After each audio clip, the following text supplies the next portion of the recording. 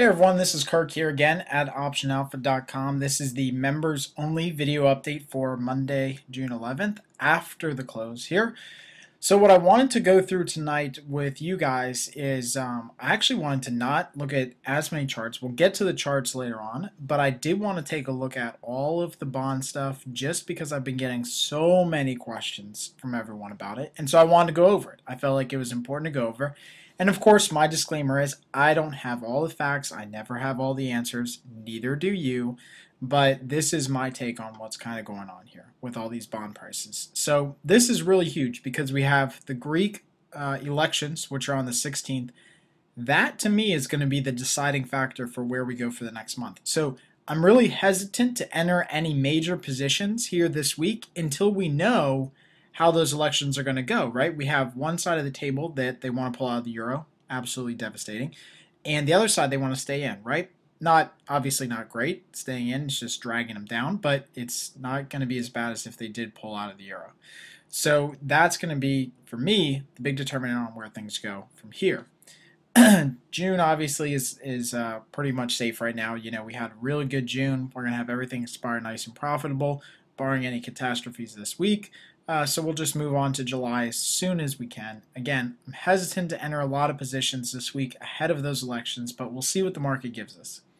So the first thing I want to go over tonight is the Greek 10 years, and we're going to compare these to the Spanish 10 years here in a little bit. But the only thing I just want to note here is are two things. One, Spain is right about here, right on the Greek timeline. So Spain is right now where Greece was 2 years ago. And it could quickly escalate into another Greece. This would be absolutely horrible considering that the Spanish economy is far larger than all the Portugal issues, all the Greece, everything. Spanish economy, far larger.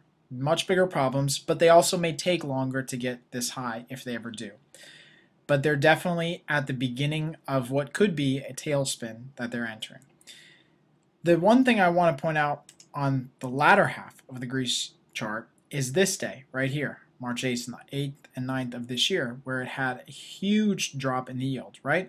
Greece yields right now are just below 29 on the 10-year, and we had a huge drop in those yields in just a day, right? And that was because of this historic deal where all the bondholders were going to write down the value of their investment. See, under the historic restructuring, yada yada, bondholders are stand to lose up to 75% of their investment by writing down the value of Greek bonds by 53%, right? So they wrote down the value, yields dropped, everything looked good and kosher on the outside, right?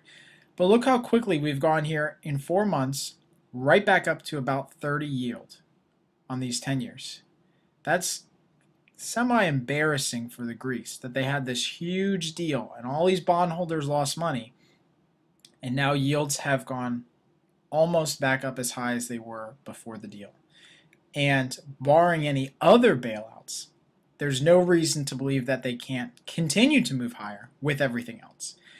So I don't know how well that's worked out for them. Did they get a lot of people out of it? Did they restructure a lot of debt? They sure did. But yields are not improving right now, and they still have to continue to restructure that debt and roll over that debt on a constant basis. So even though they restructured most of it, they still have debt they have to continue to roll over. Let's take a look at the Spanish chart, right? We had the huge news over the weekend, Spanish bailout. Even though they didn't want to accept it, they did. And yields were up today. And again, I stress that nothing is set in stone with these bailouts. You saw today, and we're going to look at the charts, where the market rallied early in the day. And in fact, overnight it was even higher than what it opened. And today we closed down more than 1% on the Dow. I think it was more than 1.5% on the Dow, or almost 1.5% on the Dow. So we had a day where everything looked really great in the beginning, and it just turned so quickly, right? And 99% of this is market sentiment driven. It's under or no expectation, no foresight as to what's going to happen, uncertainty, and that drives all these yields up. It drives stocks down, and that's just the reality. If we look at Spain, obviously, the problem is their debt. Big surprise, right? Problem is everyone else's debt as well. The real problem with the Spanish economy, in my opinion, is that they're not taking aggressive steps to correct it, right? They have a huge housing problem, and they're still refinancing and trying to push off all this debt, and they're basically playing the delay and pray strategy. Delay this down the road as long as we possibly can and pray that it takes care of itself, right? This is actually completely different than what Ireland did. What Ireland did is they nationalized all the banks, and then they took one bank and they threw all the bad assets at it and let that one go to crap. And that, in a nutshell, that's basically what they did. So this is a different strategy. They're not doing that. They're trying to give money to everybody. They're trying to help the good, the bad. They're trying to help all of them. Delay and pray. I don't necessarily think it's going to work, but of course, time will tell. I don't have all the facts. And this is not healthy, of course. So where are we on the charts, right? So again, I just want to point out this is the futures. Let me just get this chart here. So this is the futures on the ES Mini. And you can see that after all that news over the weekend, it popped up almost 2% pre-market, right, as it started trading late on Sunday night. And we slowly moved down until we opened up on the day, right? Here's about 9:30 when we opened. And as soon as we opened, we started moving lower, right? And then we actually moved lower and lower, and we closed at the lows of the day. Completely erased all of this hype in this game. I mean, this is huge. This is exactly what I continue to talk about. Is that, you know, how the market finishes the day is much more important than how it opens, in my opinion. Market can open high, can open low, but where it finishes tells you a lot about where people are positioning overnight, right? Because they want to protect themselves and be in the right position overnight with whatever news comes out where they can't necessarily get in and out of the trade. If you're just trading stocks, you can't get in and out of the trade overnight. So if we go to the charts, I think what's really interesting about where we're at is that we've made almost a complete retracement of the breakout twice now on most of these charts, right? So here's the RUT, this head and shoulders pattern. My target was about that distance, and we haven't made it yet, but we could.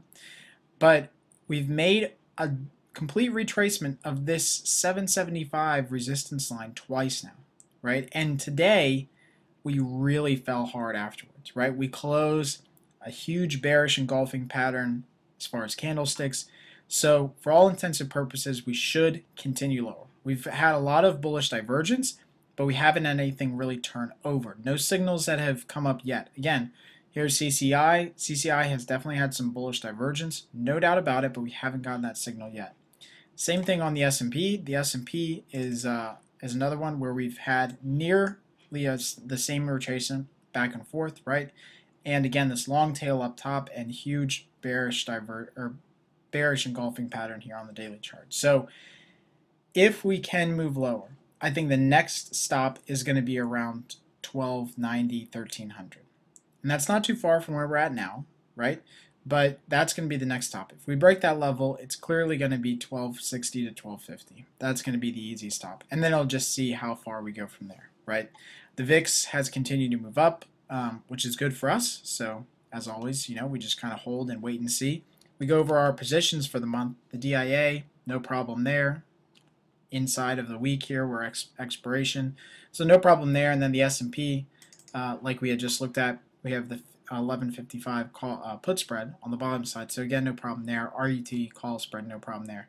It's definitely, in my opinion, that I think it's better to wait to make any major positions until we see what the outcome of these Greek elections are, right? Like I said, the only other position that I'm looking at is USO. This continues to move lower and has still not shown any sign of bottoming. Well, a slight sign of bottoming last week, but we just broke back below the lows. And this is a really good example of a stock that has tried to bottom and just keeps getting hammered down. So we're back below the lows.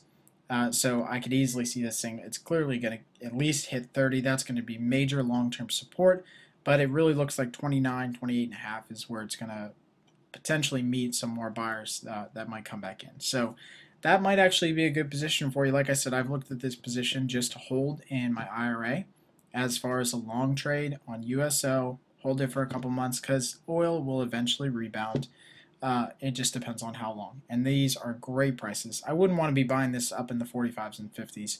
But down here, as low as it's been, this could be a really, really good opportunity for just a long-term trade. So I hope you guys enjoy these videos as always, and please add your comments, and happy trading.